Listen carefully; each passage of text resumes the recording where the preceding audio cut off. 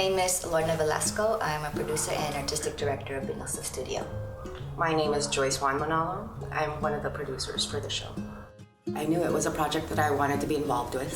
From then, our next step was to find the scripts. Lorna approached Rodi Vera, who is an acclaimed playwright in the Philippines. Rodi sent us a selection of plays, and we chose 3 that would be a perfect fit.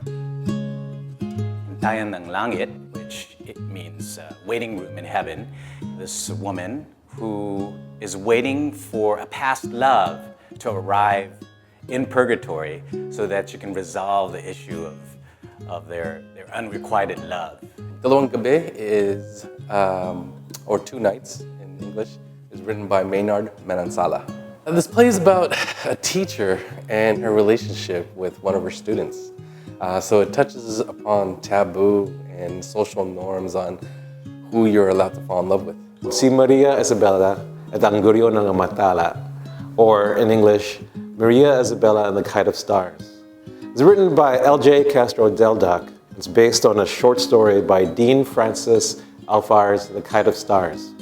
A young 16-year-old girl that goes on a 60-year journey to build a kite in order to travel to the stars. And a lot of the language of the play was very poetic. So instead of doing something very traditional, I'm looking for something more modern and a bit different from what's been done at Bindlestiff so far.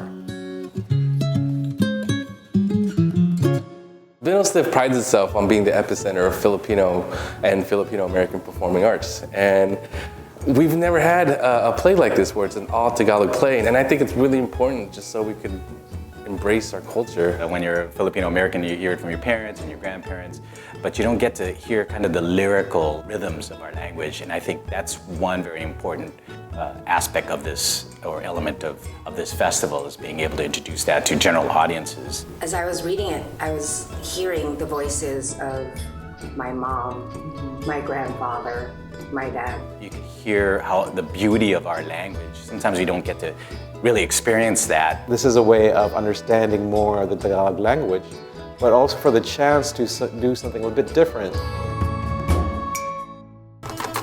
We're trying something very, very different in terms of how to stage it.